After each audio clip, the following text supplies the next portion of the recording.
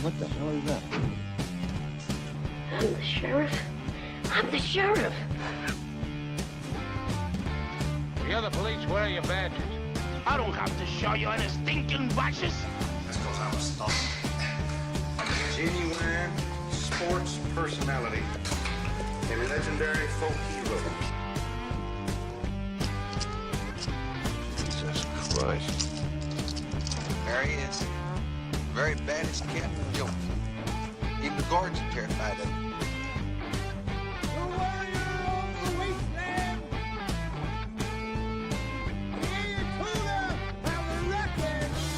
You can call me when I have to call my lawyer. They bring me a telephone. Would you like to leave me your home phone number? I don't want to hear any of this. I don't want to hear no more of this. Wait a minute, I'm just getting to the weird part. The weed part. Yeah, it gets weird. Say we take off, look the site from orbit. It's the only way to be sure. Let's do it. Can you do that? I can do anything. I'm the chief of police.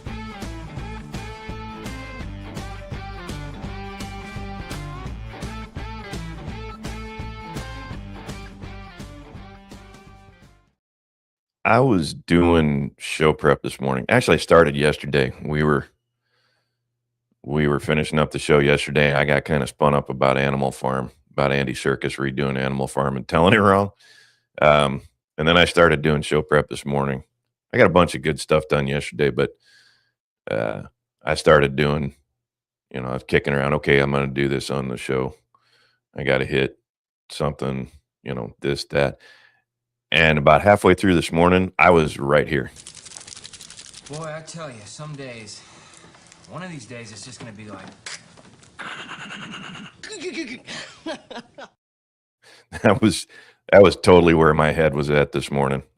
Oh man, we have got so much. I don't even know. This is one of those days we got so much to cover. I don't even know where to start. It's nuts. Hey, thanks, Jim. Intro. Yeah, thank you, man. I appreciate that. There's some good old movies out there, man. There's some dandies. Like me some. The original Longest Yard, I mean to tell you, that thing was a classic. I hate the remake on that, too. I like Adam Sandler, but boy, he really missed the mark on that one. Kind of broke my heart a little bit. Before I get all crazy, let's say good morning to everybody. Marianne, first one in the door. Spider got the silver this morning. Well done, Spider. And Donna Hall got the bronze. So, Marianne will play your national anthem when everybody gets up on the podium. There you go. I used to watch the Olympics all the time. I don't bother with that shit anymore. Once they started having guys beating the shit out of women, I take a pass. Darth Yeager's here. The Beast. My brother from his Hawaiian mother. How you doing, sir? Good to see you. Jim Iacono. I'm not going to mispronounce your last name anymore. Jim, welcome aboard. We'll call you Italian Jim. You got the Italian flag in there? Good on you. Italian Jim's here. Zephyr Canine. Big old smiley. Look at that pup. Look at that pup. Nice to see everybody here this morning. I broke 30 subs yesterday. I just peeked at my channel. I was looking at something and I was like, hey, look at there. That was kind of fun. Yeah, I'm not going to do Swalwell specifically. I do got a clip that his wife put on X.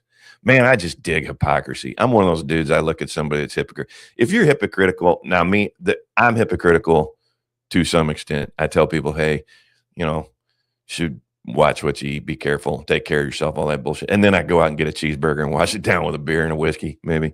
So that's my kind of hypocritical. All right. I make great pains not to do that too much because I abhor hypocrisy.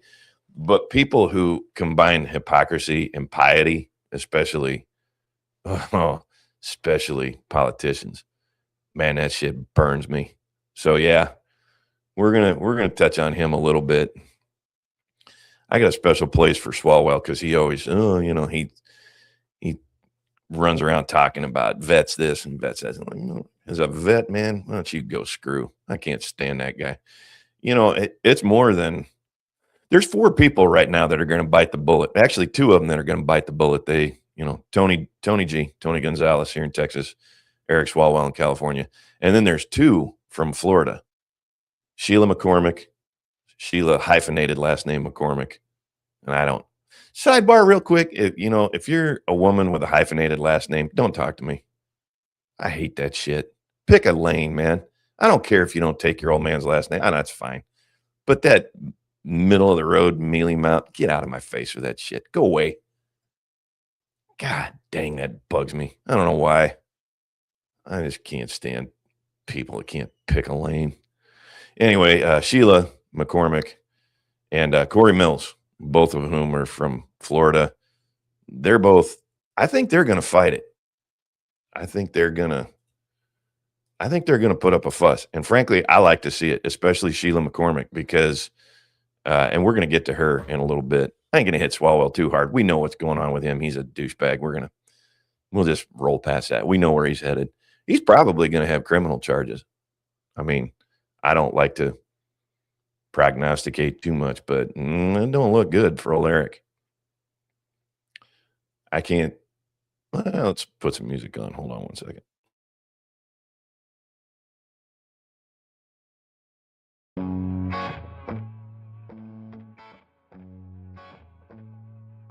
There we go. It took me a second to find that. Sorry about that. I don't like to prognosticate too much, but Eric, it don't look good for him. But here's what bugs the shit out of me. So yeah, you can tell I'm spun up. I'm cussing already this morning. We haven't even got started yet. Man, I'm telling you, it was bleak this morning. I'm looking at all these news. I'm like, God dang.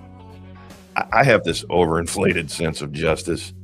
So I see people screwing up, and I want the hammer to come down. I'm used to just, okay, he admitted to it, put the grab on him, let's get going. What are we messing around for? Let's do it. These folks thinking that they're going to walk away, I resign, and everything's going to be fine. Yeah, I quit. I'll just leave. And then it's going to be over with. No. That's okay.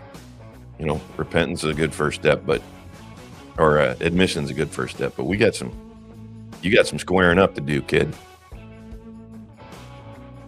Especially Swalwell and his bullshit about saving women. Oh, God. Oh, hypocrisy. I got on a thing yesterday about revisionist history, and then today was hypocrisy again. I'm like, all right, calm down, Sheriff.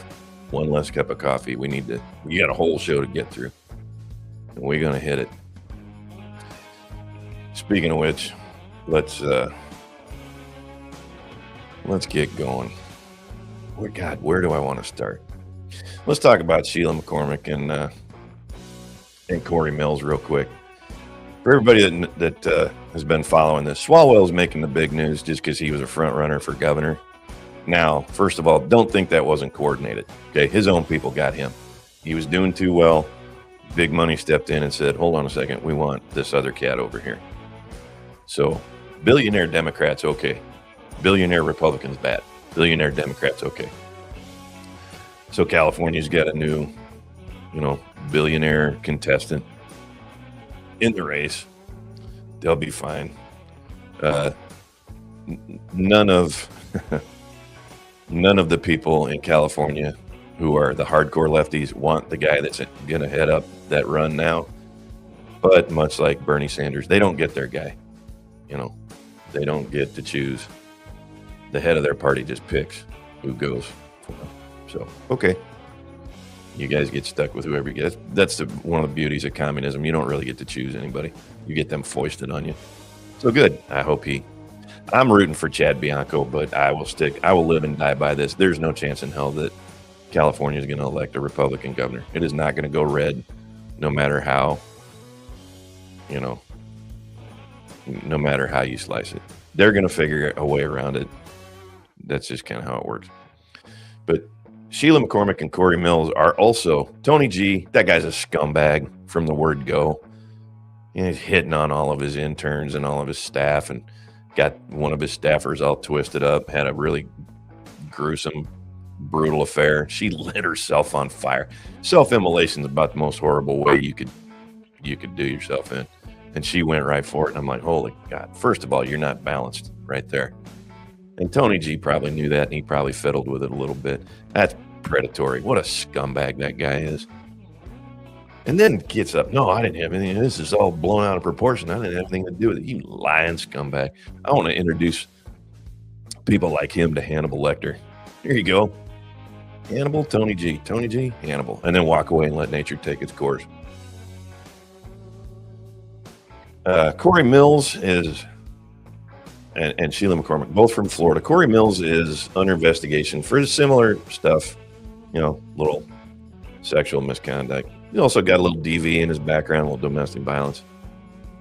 Some financial improprieties. Financial improprieties with members of Congress is like writing speeding tickets at the Indy 500. you got your hands full right there. But also, Corey Mills got some stolen valor stuff hanging on him. I don't care for that one bit. So the sooner he's out, fine with me. Now, the person that nobody seems to be talking about for some reason, Sheila McCormick.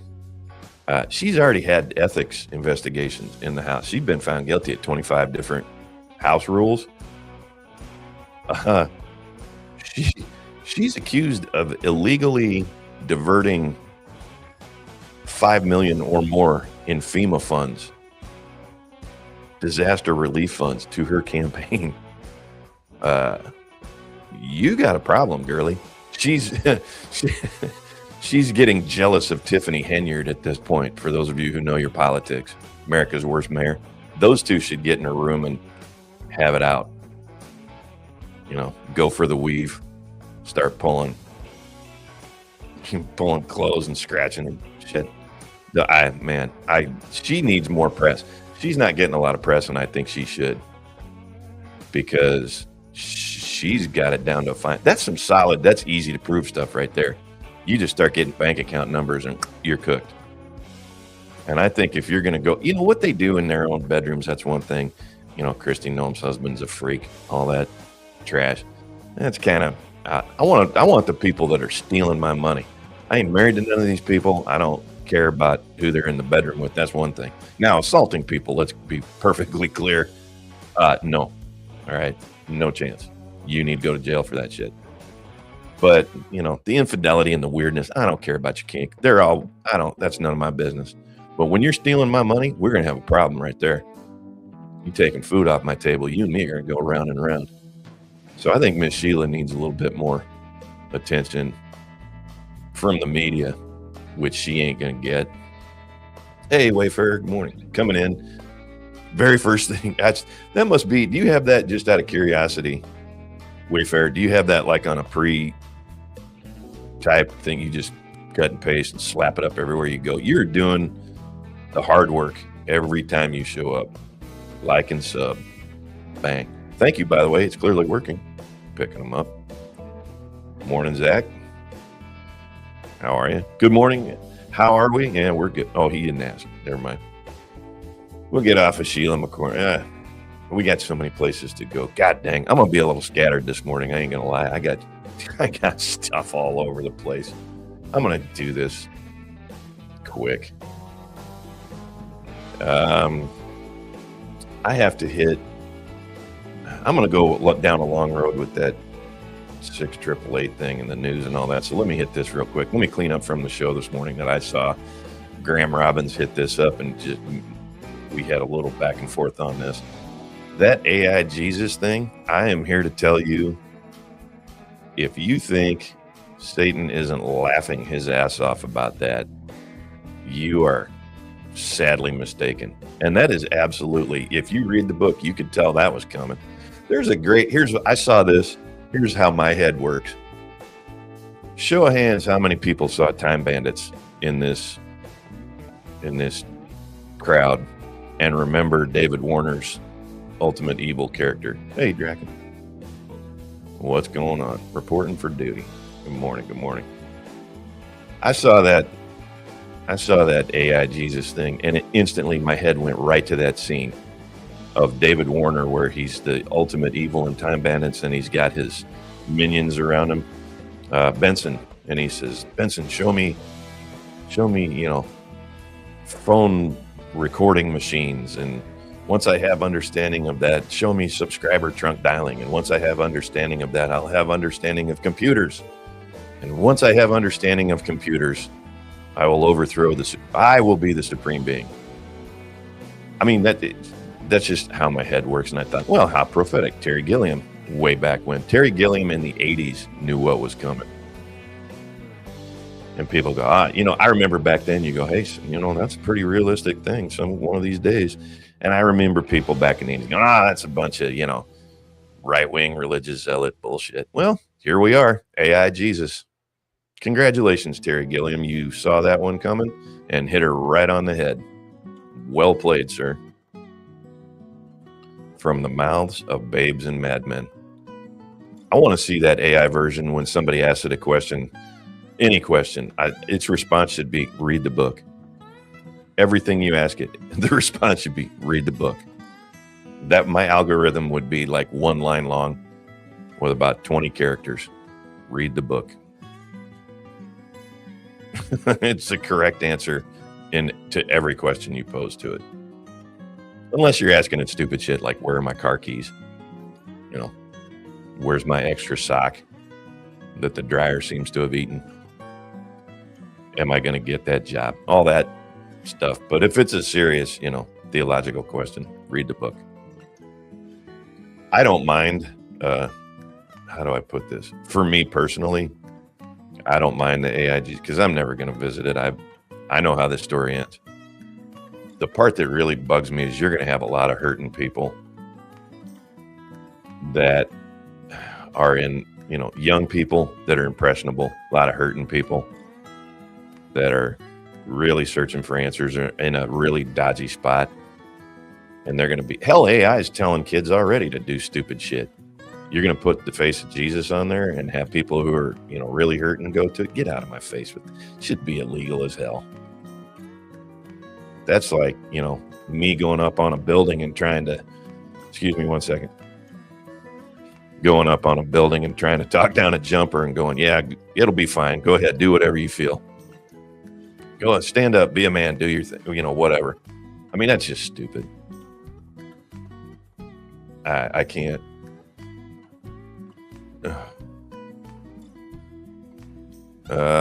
Draken's got something on it. Had no large number.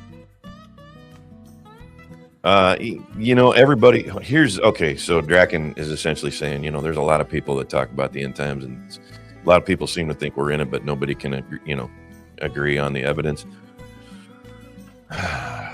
Signs are what you make of them, but I will say this, and there is no arguing this one.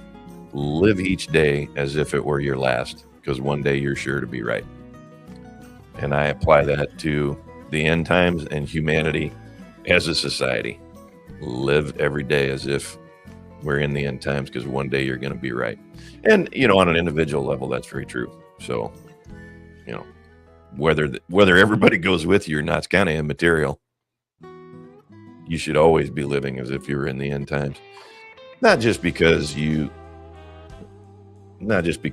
going to get everything done that you want to get done in life, but part of that is be a good person. You should always live like somebody's looking over your shoulder. If you're not of good moral character, if you don't have a good altruistic heart, do that. Live like somebody's looking over your shoulder. That way you're not a dick to people. I wrestle with that on a regular basis. But, yeah, earthquakes. There's a lot of things you could point to that, if you go read Revelations, they're specific enough. You can point to them and go, yep, earthquakes, floods, this, that, wars, famine. Yeah, I mean, it's out there. You can find it if you look hard enough. That's probably why I was not offended. Yeah, I get you.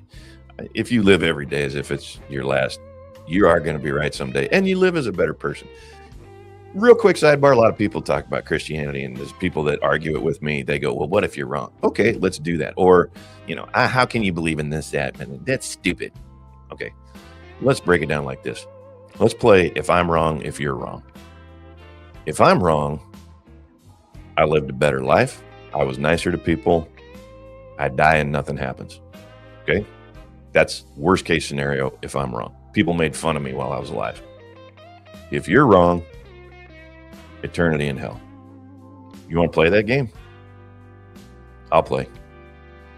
That's kind of where I go. All right, this ain't really a hard choice. I get a bunch of people make fun of me. Shit, I've had that. Ain't nothing but a thing right there.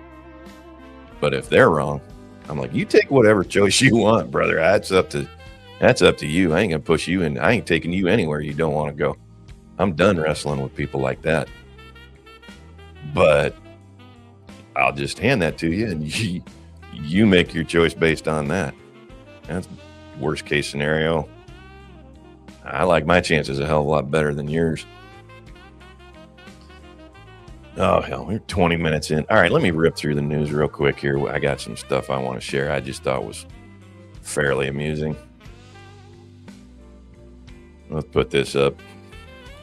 This one right here. Iran wants compensation from Bahrain, Saudi Arabia, Qatar, UAE, Jordan over the war. I think this is funny. This to me is a sign of somebody. That's a nation state that's desperate, that's looking to save face and to get as much out of people before they can, that they can before they know they're done. There'll be another Shah type government in Iran at the end of this. There'll be a secular government. There's just ain't no way around it at this point. And they're just looking to put the squeeze on their neighbors. You know, they didn't ask anybody. You notice they didn't go to the UN for reparations, for compensation. They didn't go to the US and go, can you pay for the stuff you blew up? Nah. Trying to squeeze their neighbors because they've held so much sway over them in the past. They're going to get one last shot at protection money, protection racket money before they go.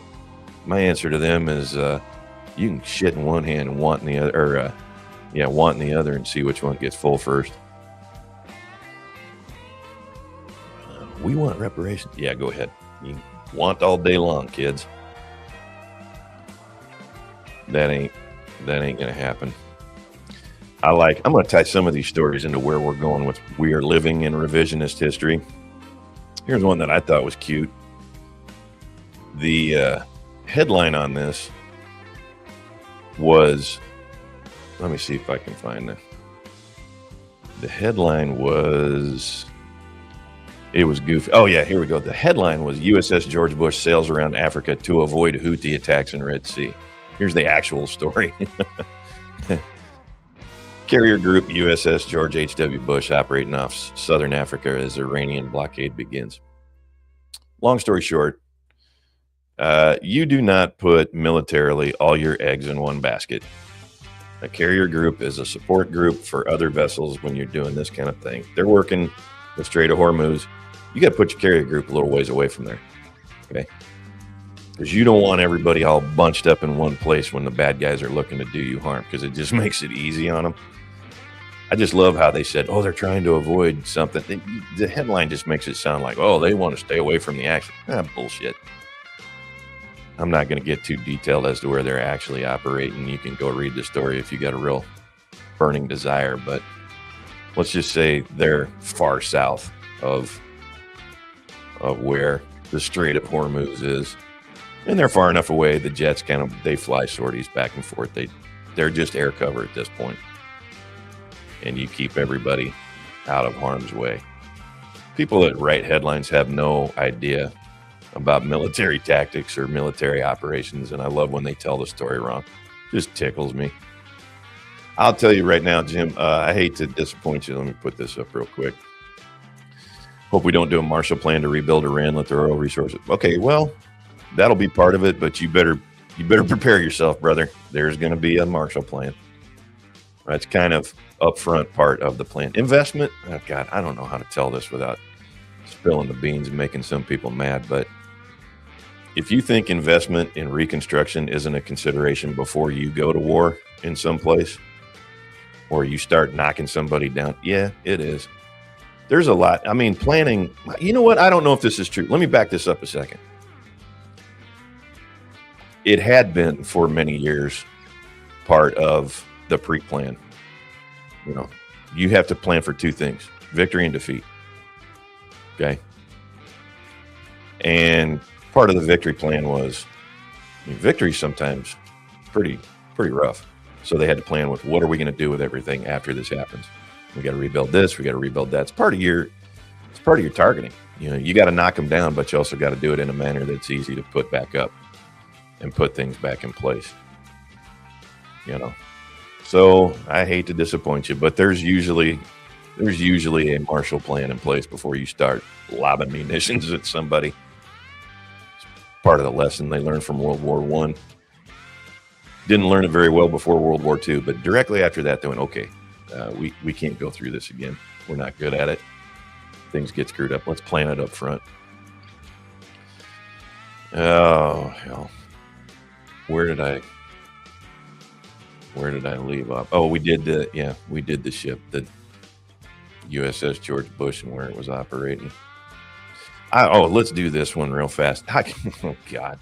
You talk about government and how absolutely ridiculously unqualified and incompetent those people are to run anything. This is a dandy. City of Baltimore says that they can't add the fluoride to the water that they'd like to because of the Middle East situation. We can't get as much fluoride as we'd like. Oh my God. Okay, Baltimore. I guess every other city in the country is having that problem. Oh, they're not? Oh, I guess you can source fluoride from pretty much anyone in the United States. Yeah, you still got a problem? Oh my God. What a bunch of bullshit. They should just come out and go, oh, hey, by the way, we forgot to buy enough fluoride to carry us through water treatment for this year. Stop putting that shit in the water anyway. There's plenty of it in toothpaste. You don't need to be feeding that to kids. We're probably just getting to the point in the fluoridation history where and I'm not going down that General Jack D. Ripper, fluoride's killing us road for all of you, Dr. Strangelove fans out there. I'm not General Jack D. Rippering this. I am saying this. Let's take a look at something before we continue down that road. Let's look at the numbers at this point. We've got a generation under our belts with that. Let's check it out. See what's what. See if we can make any sense out of the numbers. Maybe it's a good idea, maybe it's not. Let's do, speaking of, hey, maybe we better check the numbers. I want to preface this by saying it's X. There's no sourcing on this that you can, that's stated. You have to go down a rabbit hole to find the sources on this. This is one of those things that makes me go, I've looked into it just a bit. I need to do some more digging on this before I go, see, I told you so. However, Peter Sweden over on X, Pfizer insider who was former head of toxicology in Europe, has just come out and said, now there's no names here, said something that many conspiracy theories suspected. He estimates. I don't care for that word. 20 to 60,000 people. It's a pretty wide span. Let's get a little more specific. People in Germany have deceased from the shot. This was said at a parliamentary inquiry commission in Germany. Okay, they did hold those. I'm still looking for transcripts. Can't find them yet. So why isn't this massive news being reported everywhere? Anything's possible. Anything's possible. And would I believe it? I wouldn't disagree with it. I don't have, if you're going to put something like that up, this is me. If you're going to put something like that up, I would prefer you do this. I would prefer you have names. I would prefer you have better numbers and point me to the transcript so I can review it myself. Do that. I don't care for vagueness. Now, generally speaking, and he's right. He's right. It's not news. If that was the other way around, if that was the media just asserting that they had expired from the virus like they did so easily when it was occurring, boy, they ran with that all day long. The flip side of that, the media, not a word. More lovely hypocrisy from the media. You can't hate the media enough. You really can't. Every single story you read, if I read a story, this is a true story. If I read a story, a headline, I look at the first one, and then I got to go read 3 more just to see, is that actually true? The stuff that I pull up is usually the third source that I got that original headline from. No secret here. I just look at headlines in Citizen Free Press, because all they do is link to other news. So then I'll check something out and go, okay, there's that. And then I go back over to the web and find 3 other sources on that and go, this. Okay, that tracks. I can go with that. I can't just trust the first thing I read anymore, especially if it's mainstream media. I got to go find 2 other independent outlets and then run with it.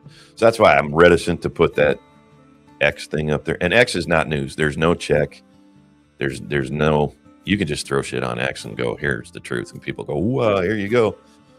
And we're going to tie that into the truth a lie can get around the world before the truth puts its pants on. Yeah, that's really true. And we're living it right now. Every day. We're living revisionist history every day with our media, and that just bugs me no end. We're getting bombarded every day with just absolute bullshit, and it makes me insane. I got to do this real fast. I got to pause the music here on this one for a minute, because this just tickles me no end. You're going to love this. Speaking of being bombarded every day with nonsense, here's Eric Swalwell's missus. Nifty little political ad that didn't age very well. Protect women. Vote for my husband, Eric Swalwell. Swalwell here. Women, we're in a fight for our lives. We can't just sit back and do nothing. Please don't be silent. We as women, we've got to fight for this. Yeah, we got to fight. All right. You got to fight for your right.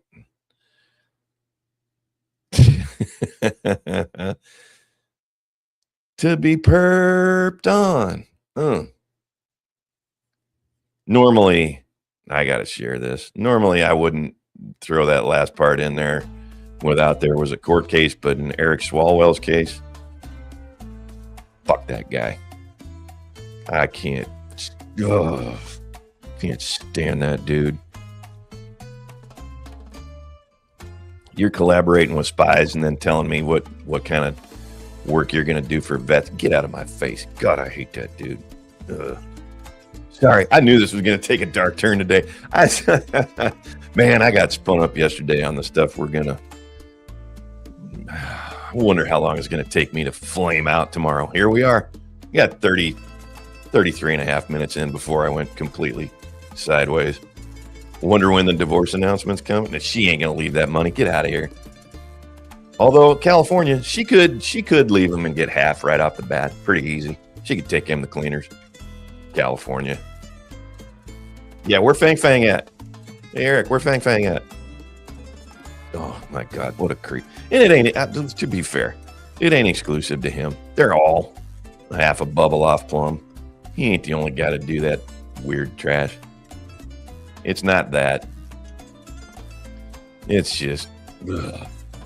Here's a good one. We'll rip this out real quick.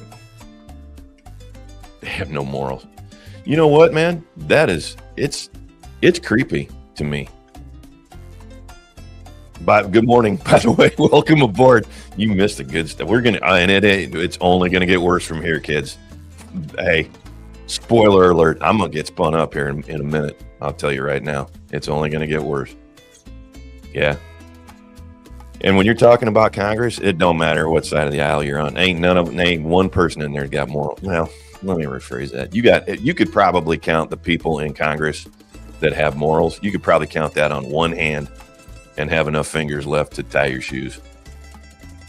You know, see, that's the problem. She's probably not going to leave him because she probably knows where all the bodies are buried. She's probably in on some of that. These guys got buffers, man. And if you're one of them buffers, yeah, when your horse goes down in flames, you got to stick with it because your ass is on the line. You're the one that signed them checks. You're the one that knows you set up the bank accounts. You know, you ain't gonna get them people to squeal. They're on the hook. And if you, it's just everywhere. Here's a good one. Anybody's familiar with the government and how it works? IGs are supposed to be, inspectors general are supposed to be the people that protect everybody and do the non-biased investigations. Here's a good one. Tulsi Gabbard says Intel community watchdog helped manufacture a conspiracy in Ukraine impeachment saga. Just the news. I'm not going to read the whole story. Short version. The director of national intelligence flat out came out and said one of the IGs for the intelligence community, the inspector general, the person who's supposed to be their watchdog and keep everybody straight and square, they were the ones that helped manufacture the damn Ukraine impeachment saga. Oh my goodness. Now, I've never had much love for the IG's offices, and the major reason is there's no enforcement mechanism to them. All they do is make recommendations. You know, people, I used to work with the government, and you'd hear, oh, we got an IG. Who gives a shit? You know, I'm a contractor, and I'd look at them all, and they're freaking out and, you know, running around. I'm like, okay, let me ask you. I go, who gives a shit? They're like, oh, that's an IG investigation. I go, okay, riddle me this. Let's say they come back and say you did everything wrong. Then what? What happens then? And then they stand there and look at each other and go, I'm like, yeah, nothing. They make recommendations. And then you either accept their recommendations or you don't. It's a joke. It's an absolute lie. Start to finish. Like, why do we even have these offices? They have no enforcement mechanism. Oh, boy. Here's one. If anybody, I'm not a financial advisor. You listen to me on finance situations at your own peril. Let's be clear. But I pulled this up for a very specific reason. Before I get too far down the road, here's a good one. I understand due process, but can we see some perp walks? Jim, I can't even begin to tell you how twisted up I get about how long the process takes. Because, man, I'm here to tell you. I still chase cases from a decade ago, literally. I still chase things down the rabbit hole. Oh, my goodness. I got one I'm shadow chasing right now that it is absolutely tearing my guts up. I'm so goddamn angry about it, I can't even see straight. And I'm waiting for the day that I get to see a perp walk on that. I hope it happens before I die, is the only reason. I told the people involved, I said, I will fly back for the sentencing on this one. I will move heaven and earth to show up in person on this one. So if you think the truth takes a long time to come around, wait till you got to sit and wait on justice. I will say this. It has been my experience, no matter who you are, justice finds everybody eventually. May not come in the form that everybody thought it was going to come in, but in one form or another, justice finds everybody eventually. I want to do this. Iran's digital economy battered by prolonged blackout. Now, I was talking about, government turns off your internet, their internet for whatever reason. I point this, specifically, I was addressing it last week specifically to combat, or 2 weeks ago, specifically to military operations. There's a reason for it. You only want your information getting out, all that bullshit. Here's why I brought this one up. Because the word economy showed up in this story. I perused through it a little bit. This story tells about how Iranian businesses are just absolutely hammered. Their economy in general is just absolutely hammered because they got no internet. And they mention in the story, I'm very seldom going to read a story line by line. You can go find them. I'm just hit the high points. They talk about how nobody can access their funding. Businesses can't do, they can't source things. The people they can't access their accounts, all that bullshit. So for people who think that crypto is safe and the government can't meddle with it, they will simply turn off the internet. And I hear people constantly, every time I say that, oh yeah, like they're going to shut down the whole internet. You think that's not possible? Let me introduce you to the country of Iran. And that's just their own government. What do you think's going to happen the day the WEF decides we don't need people getting access to their bank accounts anymore? We don't need people getting access to crypto anymore. Hey, Jerry D, what's going on? Mad Thanos, Jerry. Hey, coming soon to Canada. Excellent point. Let me go even further down that road. Darth Yeager, Cole Hauser, y'all are Canadialanders. Remember when the banks turned people off because they didn't like your politics? Remember when the bank said you can't get to your account because we don't like the things coming out of your mouth? Bang. I'm not making that shit up, folks.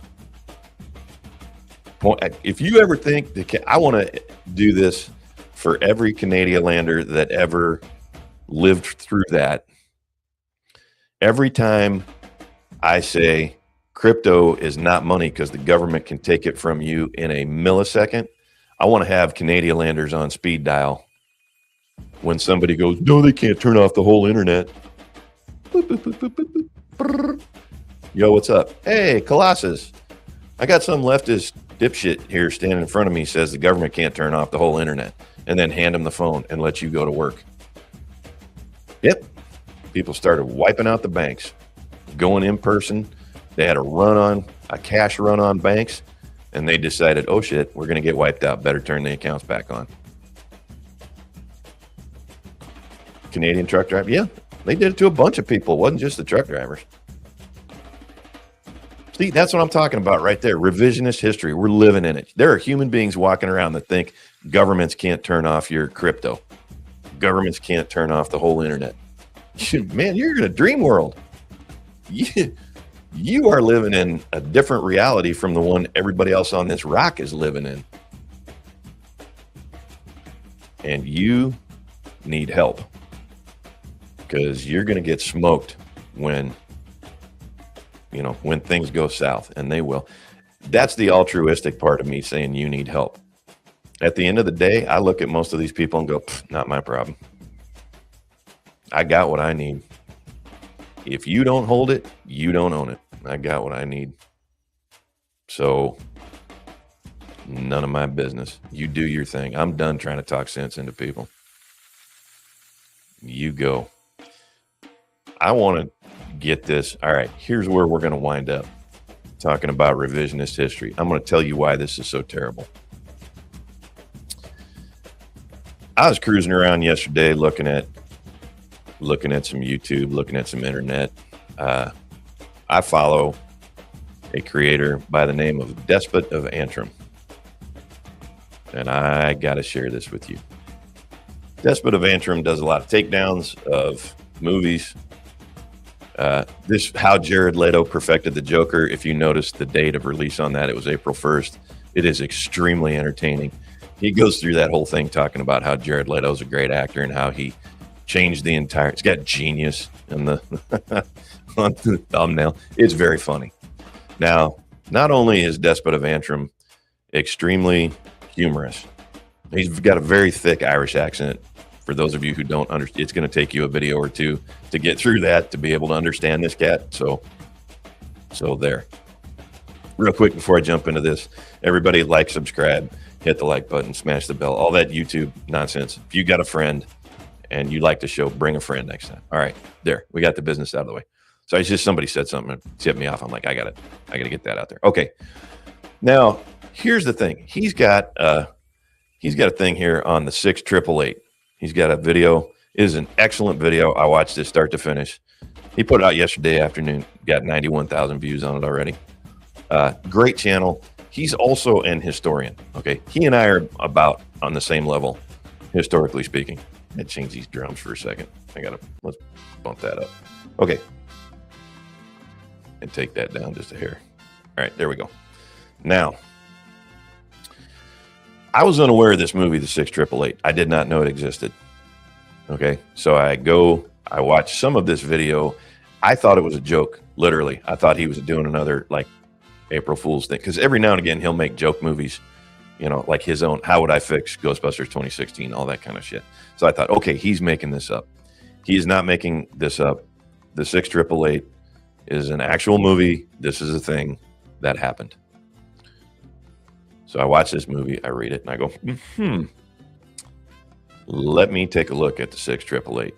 Now, I'm vaguely familiar with administrative battalions and what they did in Europe. Okay, I'm aware that 6888 is probably an administrative battalion because it's WACS, it's Women's Army Corps. I go, okay, they're not in combat. Let me look them up. I look them up. I find just a quick few historical facts. I go, let me get to the outline on them. I look at it. I go, okay. They go through this movie and essentially explain in the film that the 6888 was the first. They were the first black women in the army and they went in the last 30 days of World War II and defeated Germany all by themselves and ended racism at the same time.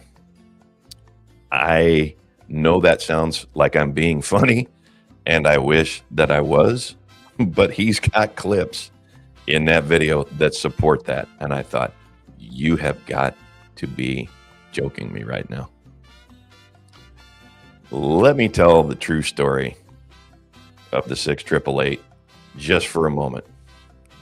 It's an administrative battalion, Women's Army Corps. I'm going to do this up front. They are all soldiers. They absolutely completed their training. They went through boot camp. God love them. They were soldiers. Okay. I'm not going to take that away from them. They, were probably very good at what they did. Administrative roles are just as important as combat roles. If you think they're not, try being in combat without administrative support. Okay. So to be clear, I am not going to shit on the accomplishments that they pulled off. I will do this. I am going to put it in context. They sorted mail. Okay. Literally, they sorted mail. Now, they tell the story in this movie as if they stormed the beaches at Normandy. That is not true.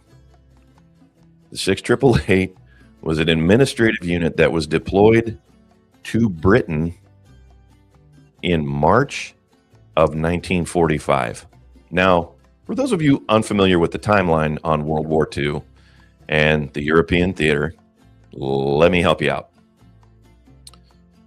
March of 1945, if your unit gets deployed to Britain, is tantamount to a hockey analogy.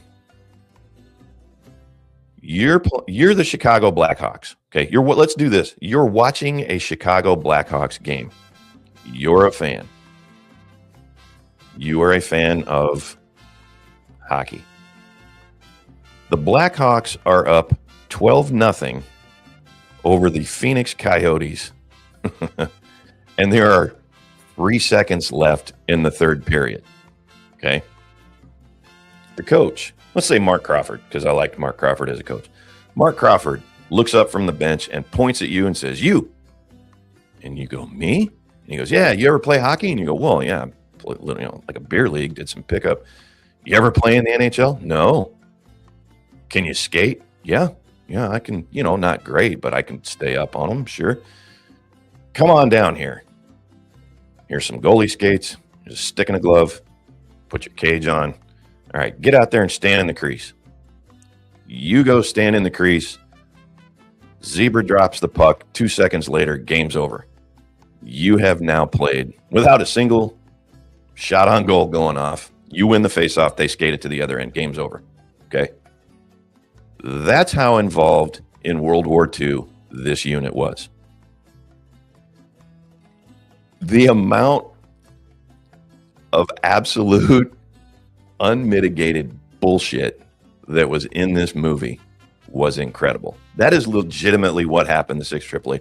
They sent them to go sort through huge, giant stacks of mailbags. First of all, they told the story. Oh, morale was horrible, and the troops couldn't get any mail, and it was awful, and blah, blah, blah. You know why they couldn't get the mail to the troops at that point? Because those combat units were racing so fast across Europe and pinning the Germans into Berlin that the mail units couldn't keep up with them. That's why that happened. They were winning so hard, the mail couldn't get there. They were just, by the point that the 6 888 got to Britain, Mr. Hilter was already sucking diesel fumes in some nasty, piss-smelling, damp, mold-infested bunker under Berlin, okay? This thing was done. He's moving around units on a map that literally don't exist anymore. Guy's batshit crazy. You know, Ava Brown's picking out a wedding dress. I mean, to assert that it was even remotely a problem in the first place is just stupid. You know, the thing literally ended a month after they got there. It's ridiculous. LA Kings fan. My condolences. Actually, I think they're doing okay right now, but May 7, 1945. Let's see. Okay, now that's the official end. You want to know when it ended? April 20th, 1945. And when I say officially ended, because Hitler put one through the grill of him and Ava on that day. And then some other folks dragged him out to a ditch, covered him in petrol, and torched him up. That thing was done deal right there. But it was done long before that. Let's be clear. The Russians were just absolutely pounding them daily, every day, from probably about March 1st. Somewhere in there. Yeah, that thing was a foregone conclusion. I ain't going to do the whole World War II thing. We could do this all day. My problem was, not only did they screw up the timeline, not only did they screw up the mission, not only did they just absolutely lie about everything, every reason they were there, everything that went on in that whole thing. They had scenes in here where a major, okay, this gal that's on the front of this picture, she's a major. She's yelling at a 3-star general, and nothing happens. Yeah, Jerry, so you know what I'm talking about, right? Yeah, once they cross the line in March, it's just, that's kind of a joke. I would argue that whole thing was over. Stalingrad, they were done. The minute they got caught in the winter, they tried the Napoleon thing, they got caught. That thing was done deal. Anyway, this gal yells at a 2-star general. Literally nothing happens other than, hey, we've defeated racism. Anybody that's been in the military, I have seen this. Oh, my goodness. That would not happen, ever. First thing that's going to happen, that general is going to reach up onto your shoulder and just go yoink and pull that oak leaf cluster right off you.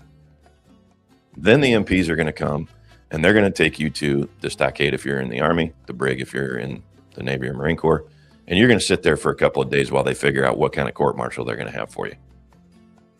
And then they're going to have that, and then you're going to spend some more time in the brig, and then they're going to get rid of you.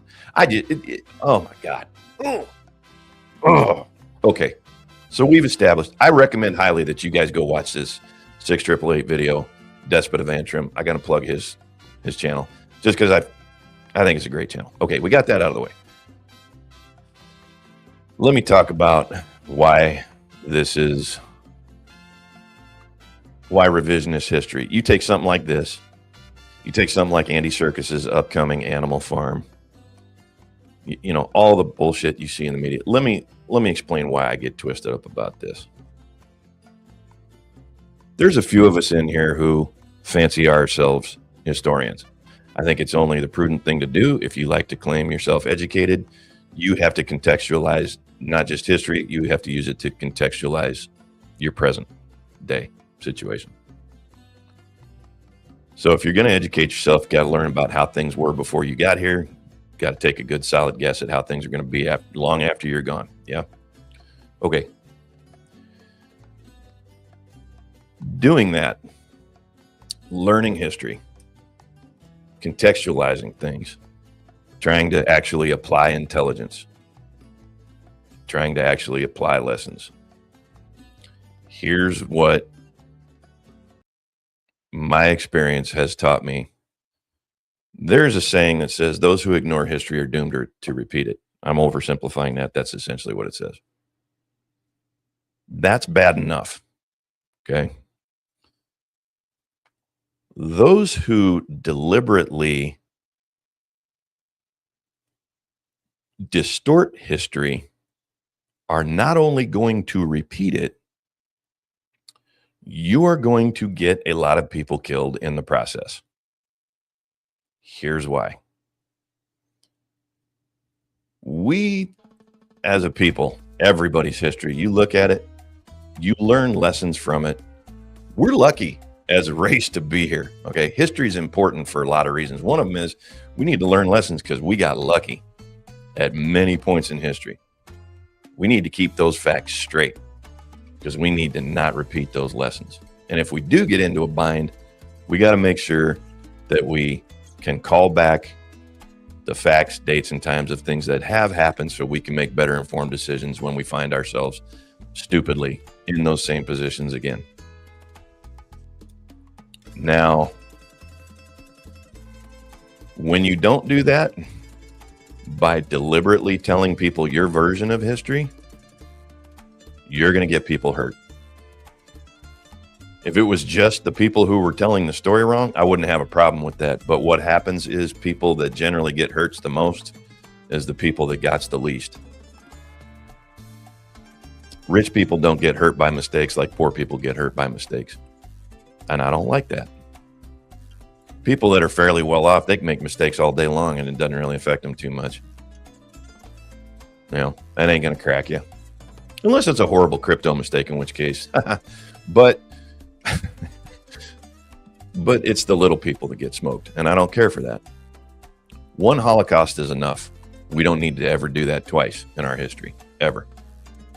One Holodomor is bad enough. We don't ever need to do that twice. I hate that Stalin gets left out, whitewashed in history. You got to research history to find out what a scumbag that guy was. Now, that is why when the current day media tells lies, when revisionist history comes about, that is why I get so upset. People go, well, what do you care? It's just history. No. It's not just history. I'll give you an example. You tear down a statue. People go, oh, good, that guy was a scumbag. You better leave that statue up. Because when you tear that statue down, in 2 years, people forget what a scumbag that guy was. And then another scumbag that's just like him pops right up behind him. Leave the daggone statues in place. I don't like looking at them. You shouldn't like looking at them. And you should do it every day. You know why? Because you need to never make that mistake again. You need to know what that looks like. So the next time it pops up, you don't do that shit again. I cannot. Oh my goodness. So there's my happy. There's my happy ending for the day. Thanks for letting me black pill everybody and send you out on a Tuesday. I didn't really mean to do that. I was trying to make a point. I'm not trying to black pill people. I am trying to make a point. You gotta, hey, get on out of here, Zephyr. I'm gonna wrap up too here in a second. We all got to get out of here. But the point is to all of that, don't let them lie. Go learn quickly before it all gets told wrong. And they're rapidly heading down that road. Get out there and learn about it for real. Learn what it was really about. Contextualize it. Figure it out. Because they're going to lie to you. And it's going to do damage, I promise. You got to know evil when you see it. And the only way to do that is to know what it looks like. And the only way to do that, look at your history. All right. Oh, Jim's my resident Blackhawk fan. Good. All right. Good. We're going to get along. There's a lot of teams I dig. Some teams I absolutely hate. I dig me some Blackhawks. That's a great franchise. Great hockey history. Excuse me. Go out and leer your history. Thank you, Darth, for keeping me straight. Go to your local library or leering center. Straighten yourself up. Oh, and you, by the way, you're in trouble, by the way. Yes, I did. And I was up till 1 a.m. last night with it. You're in trouble, Chief Deputy. Don't you ever get me hooked on something like that again. Don't you ever suggest something like... I'm going to move on to the Retro Jaws again today to kind of clear my palate a little bit. I am really stuck on it. Oof, that's a fun game. I might do it this afternoon. You never know. I got a bunch of chores done yesterday. Might do it again. All right. Daly's going to be popping up here in a minute. We can go laugh at them other two. You've heard me rant long enough. Let's listen to Ryan rant at something for a little bit.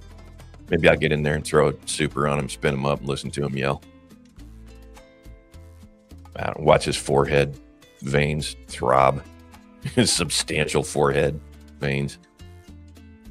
I want to thank everybody for popping by. We'll do it again tomorrow. Tomorrow's Wednesday. I love Wednesday. It's a great day because everybody knows Daly's got the wrong crew, so we can just horse around with a whole bunch of stuff. I'll probably clean up a bunch of stuff that I, yesterday and today I didn't get to spend a lot of time on.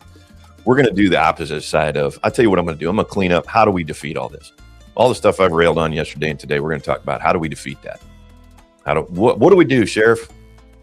Tell us how we can help ourselves to get out of this. I'm going to do it. We're all going to kick around some ideas. We'll get happy. We'll get into the, not the media. We'll get into entertainment tomorrow. Do the entertainment world. Some good stuff cropping up in there. Talk a little bit about YouTube as well. I think I want to hit that quartering and Kino Casino thing.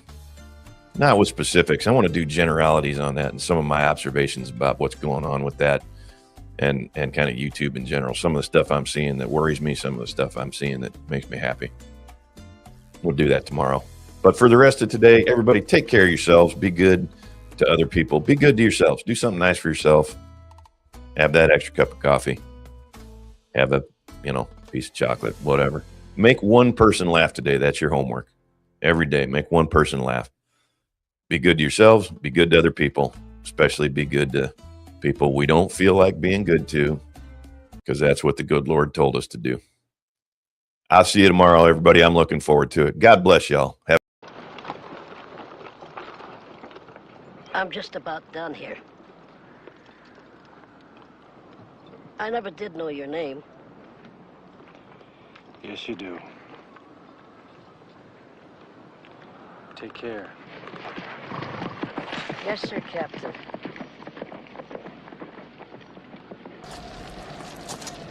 Well, that's great. That's just fucking great, man. Now what the fuck are we supposed to do? We're some real pretty shit now, man.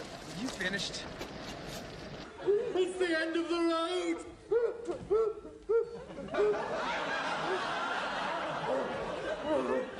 You bastards! Between Glamorgan and Yorkshire, the Yorkshire bowler Nicholson took 8 wickets for 3 runs. Glamorgan were all out for 36 and therefore won the match by an innings and 7 runs. Weather for tomorrow will be cloudy with occasional outbreaks of rain. And that is the end of the news. And now... Can we go home now?